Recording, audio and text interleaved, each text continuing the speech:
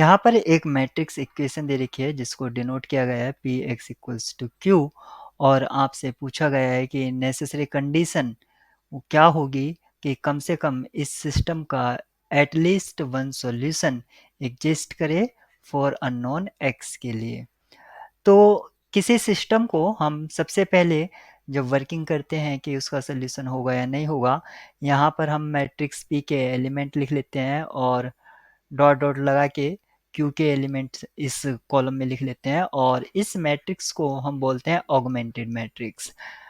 Solution exist होने के लिए इस ऑगमेंटेड मैट्रिक्स का जो रैंक है वो सेम होना चाहिए रैंक ऑफ मैट्रिक्स पी, जिसको हम कॉफिशिएंट मैट्रिक्स बोलते हैं। यानी कि ऑगमेंटेड मैट्रिक्स का रैंक और कॉफिशिएंट मैट्रिक्स का रैंक सेम होना चाहिए। यहाँ पर लिखा गया है ऑप्शन ए में augmented matrix P Q must have the same rank as matrix P. Rank के टर्म्स में ये सही है।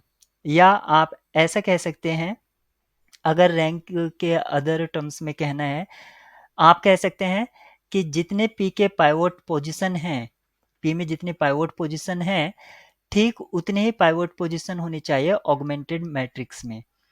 अगर ऐसा है तब भी आपका सोल्यूशन एग्जिस्ट करता है।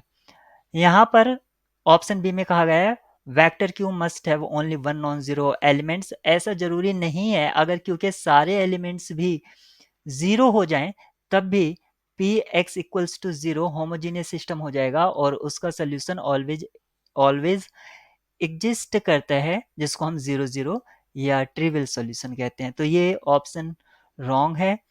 सी है matrix P must be singular.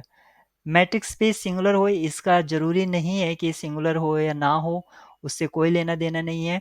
अगर आपका मैट्रिक्स का इस तरह, मान लीजिए ये मैट्रिक्स पी 4x4 की है और यहाँ पर मैट जो क्यू के एलिमेंट्स हैं 1 0 0 और 0 इस तरह से आ रहे हैं, या लास्ट में एलिमेंट कुछ ले लीजिए जैसे 2 उससे ऊपर 0, तो हमें 0 0 0 और एक नॉन जीरो एंट्री मिल रही है।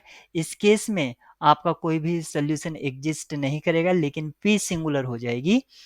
तो ये ऑप्शन भी रॉन्ग है। Matrix P must be square, ये भी कोई जरूरी नहीं है, आपका मैट्रिक्स पी किसी भी साइज का हो सकता है।